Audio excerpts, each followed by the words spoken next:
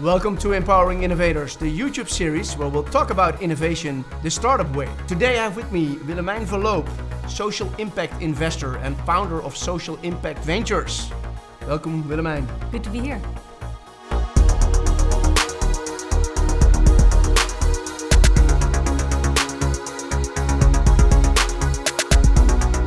Hey, let's move to Social Impact Ventures.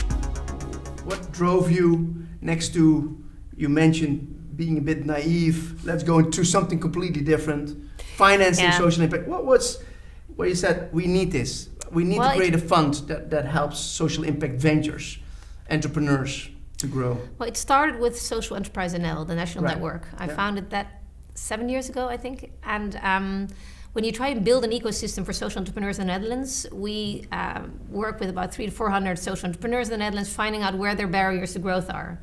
And the barriers to growth were access to government, access to finance, access to talent, access to research and knowledge on business models and which ones are most successful, etc.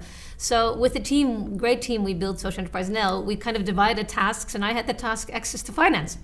And so I kind of dove into the area, see where can we find capital for social entrepreneurs, what kind of capital is available, and what kind of capital isn't available. And we found that mostly really startup capital for social entrepreneurs was available in the Netherlands, as we're a very rich country. And so there's many family fools and friends that are willing to donate or to invest.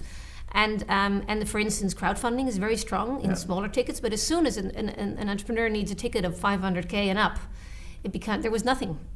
And none of the regular VCs or banks were willing to kind of invest in companies that are not purely focused on fast profits. So we thought there's a gap there, we need to fill it. And so I started talking to a lot of people to find out how we could fill that gap. And I came in contact with Machteld Groothuis, a great, very smart lady, background in McKinsey and 3i and Alpinvest. And together with her, we started sparring on how to what a real impact fund should look like for the Netherlands. Right. And while we were actually lobbying to get somebody to do it, in the end we decided to do it ourselves, because we get so excited about the idea and how you could really change the venture capital model for impact and use what's good about venture capital and lose what's not good about venture capital and try and bring impact into it. And so that's how we kind of got started. And then we were lucky enough to find a great team of people that really experienced investors around us that we built a partnership with. And that's how we got off the ground and raised our first fund. How was that, raising funding? Out of nothing, in a domain that was also not very known, at least not at that stage. Now it's way more popular. We were first-time fund, first-time team, and taking impact really seriously in the entire process of the investment, in a market where people weren't even believing that the market was actually there would be enough deal flow. But in the end, it took us about a year, and then we had our first close. So in hindsight, somebody told me that's very fast. I didn't know how long something like that was supposed to at least. But I think there's a lot of, we were lucky to find a few real believers in the field that became our cornerstone investors. More on the informal side? Or informal side, impact side. And then we got the European Investment Bank involved, who really also believe in social innovation and impact. And they choose one fund per country, and they thought we were the best proposition, and that helped bringing in other more institutional capital. So we became from zero to the largest private impact fund in the Netherlands. And so in hindsight, I didn't think it was a very hard task, but you do need to find people that believe, because there was no proof that we could do what we promised we would. And now we're 4 years down the line, and we have 10 investments, and we're actually raising our second fund. And how far are you in? 6 months? Our second fund? No, we're starting. No, but in the raising process, I mean. We're starting this summer. You're starting this summer. Okay, so next year we will know if you did it again, or shorter, or took longer. We did it again, and we aim to raise a larger fund this time. And I think the market is ready, because I really believe we kind of built the market. If we look back 4 to 5 years ago, Social Enterprise NL is a huge market builder, but together with Social Enterprise NL, the platform and the fund, which actually are totally separate, we did kind of build the market. And so now we have a huge pipeline with a lot of great enterprises in there. There's much more capital flowing towards impact. There's much more potential for exits, as more big corporates are actually interested in acquiring social ventures, which we only find interesting if they're really up for keeping the impact and accelerating the impact. But we see the market creating opportunities in so many different aspects, and we have so much more knowledge of the market right now, and our team has proven itself in the last 4 years. Yeah. So I think we can really accelerate, and I hope we're not the only ones. I mean, I have no intention being a monopolist in this market. I think we need as many impact funds as we can get, because in the end, for an entrepreneur, whether it's a social entrepreneur, you want to have something to choose. Correct. You want to choose who you want to work with. Yeah. I mean, an investor is like your family, right? It's a bit at least the next 7 to 10 years. It's like right? a relationship, and you really want to know whether somebody fits with you. Yeah. And so for us, it's important that we prove we can actually create quantifiable impact and financial return. Yeah. And the more successful we are, the more money will flow towards this field, and the more funds will develop in this field. We see a lot of new funds that are being started today. So we feel the market is growing, and I hope that trend will continue, because that's what we need. There's more entrepreneurs looking for capital. We need more funds around, more specialized funds. I think that's the next phase we're moving towards. More vertical than... But for now, when we focus mostly on the Dutch market, not so much only Dutch entrepreneurs, but also international entrepreneurs that actually want to create impact in the Netherlands, or where in the Netherlands is an important office. But so there's so many opportunities out there. I guess when you started, you maybe also went to the drawing table and defined other kind of metrics than a traditional VC fund would do to see if its portfolio is performing well. Where did you start, or do you leverage VC metrics? Well, it's a combination. I mean, what we learn from the VC successes is that it's never just about capital. It's about really also what I call venture assistance, really supporting organizations in the scale-up phase as we invest early stage growth. So it's really not just about investing and disinvesting, but really working actively with these ventures. However, it's not about short-term, trying to pump up the organization and exit as soon as possible. If you want to create impact, it's about strong, solid growth of the organizations you try to invest in. And so where is it different? When we start in our pipeline, first thing we look at is impact. If you don't pass through the impact hurdle, we don't even look. So what hoops would I need to jump to pass the impact hurdle? We need to believe that you're really driven to make an impact, and we need to believe that the impact actually has big societal effect. And we actually we don't look for impact entrepreneurs only, we look for impact entrepreneurs that have what we call the E factor.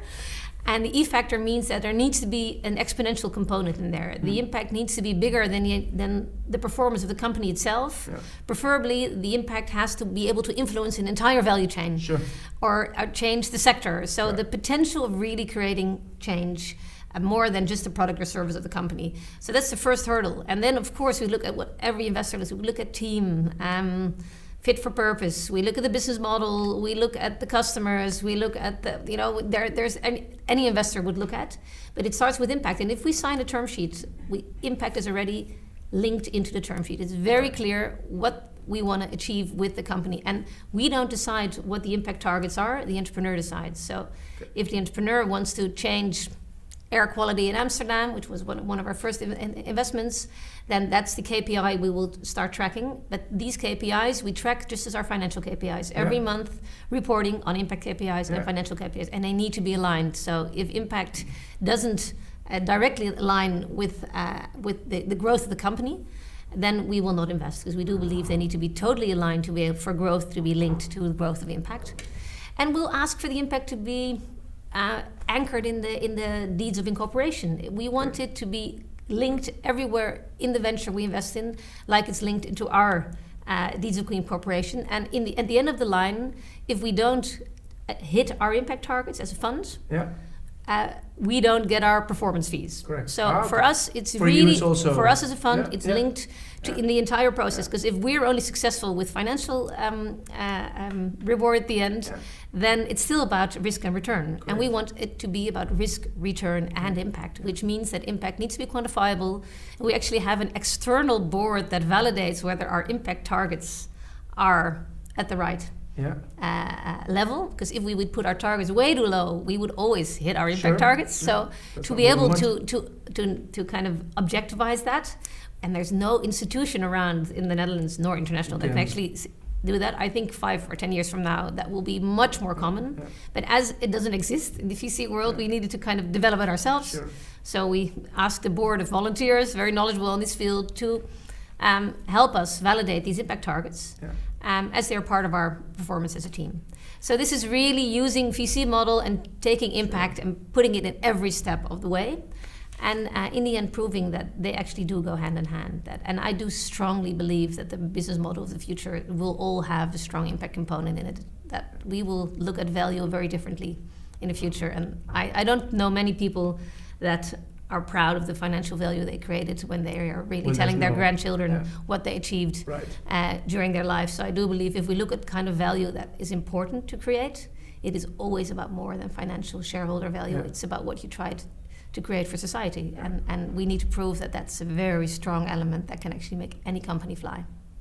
That's a great answer. I mean, you still talk very passionate about what you do today, which obviously is super relevant, especially in this domain, for any entrepreneur, but specifically here, I would say.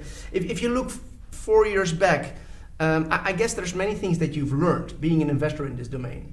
I mean, as we all know, startups and scale-ups, they change directions, they pivot. Yeah. And they might even pivot also on their impact goals, right? So how do you deal with them then? If something is written in my incorporation documents that this is and I've agreed, Willemijn, this is what we'll do, and a year later I find out, well, actually the problem is more to the left or the right. We still make impact, but it's maybe a little bit different than, how do you deal with that? Well, I think you change them. I mean, and not your main mission of what you try to achieve. You don't put your KPIs in your deed of incorporation. No. You do say, what is it that you want to achieve? Sure. But for instance, we've invested in a company that wants to bring 21st century skills to primary school children in the Netherlands. Right. Extremely important. Right? Bomberbot, yeah.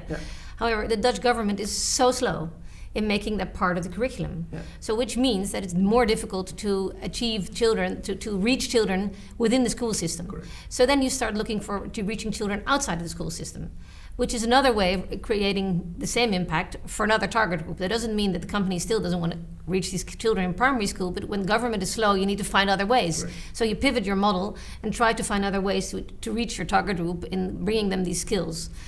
So that happens, and then we need to adjust. I mean, this is what it works like, but it's still, the company is aimed at teaching 21st century skills to the next generation, and not just Netherlands, but internationally. But how to do that? So the real metrics on how they were going to do it in schools, we needed to change because the schools are not yet adopting at ground scale, which is a governmental thing. So what did we learn, for one, is that trying to support models that are very linked to government regulation is challenging and is something we really cannot influence. Yeah. So preferably we work with models that are not too dependent on government and where there's potential to work outside of government. But many public goals you want to achieve are linked to governmental regulations in the Netherlands, so that is a complication. Yeah. Hey, I guess you also work with the overarching global social impact. Sustainable development goals. Sustainable development goals. Definitely. I mean, how does that fit to your daily operation and the companies you look at? Well, the KPIs we try to track, the impact KPIs are always linked to sustainable development goals. So at this moment, there's 9 sustainable development goals that the KPIs that we actually are tracking in our portfolio are linked to. So we always look at what is a SDG, but then the SDGs are very high level.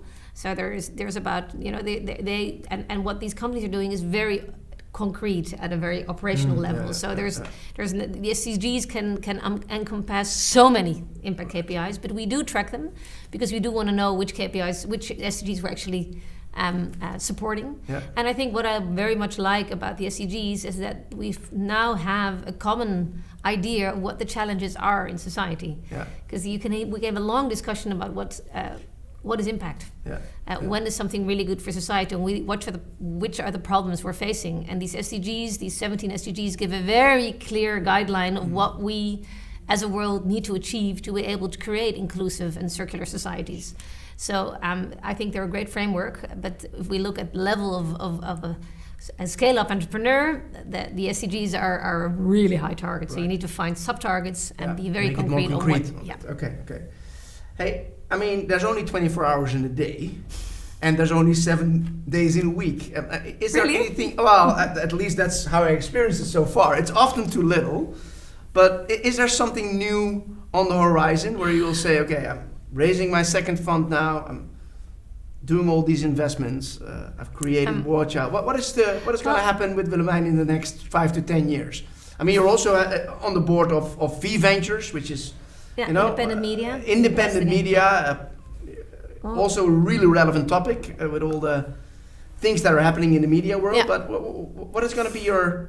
Is there a next thing, or are you quite? There's will most definitely be a next thing, but I never know that until it kind of hits me.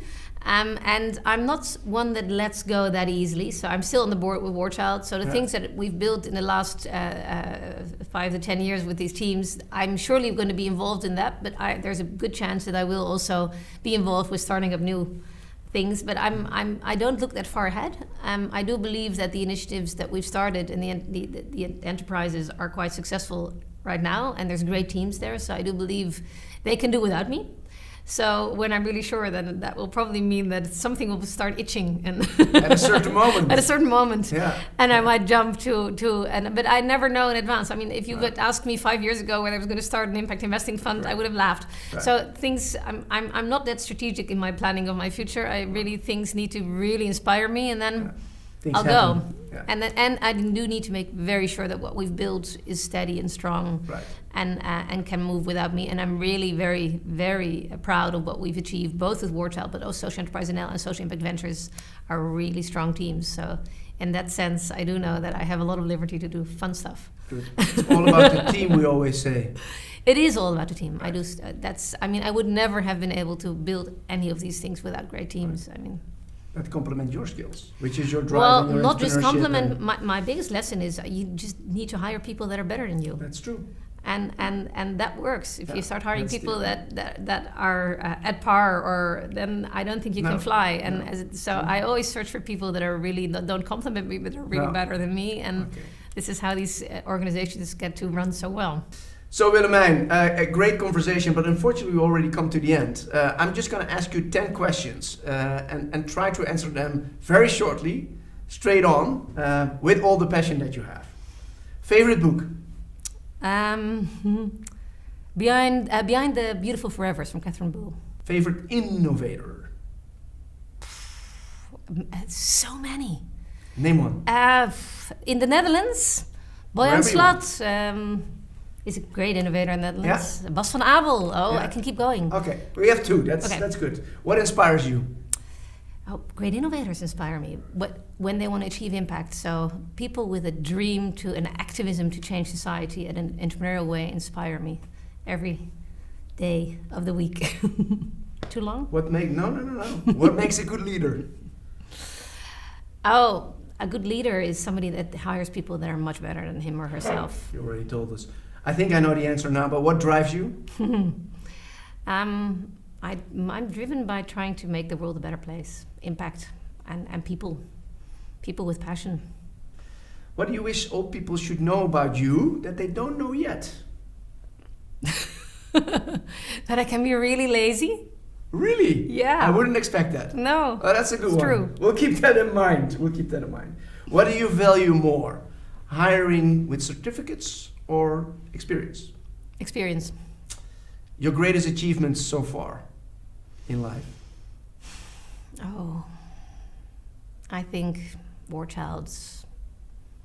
If I see a kid, I traveled to Syria last year and I see the kids we're working with and I think back 25 years, I'm very proud. You should be proud. You should be. Biggest learning in life? Always follow my heart. What defines happiness for you? Everything where heart's involved. Creating something for people that makes others happy, I think. And that can be really close, just my family, friends, colleagues, and that can be about impact worldwide in trying to create a better world. So all these elements of making sure people have all opportunities they need to create a better world for themselves and their families is what makes me happy. Okay, that's very clear. Thank you. I've got a little present for you. It's a book written by Bibian Mentel. You might know her. I've met her. Bibian is a close friend of the family, what we do here, but also from us personally.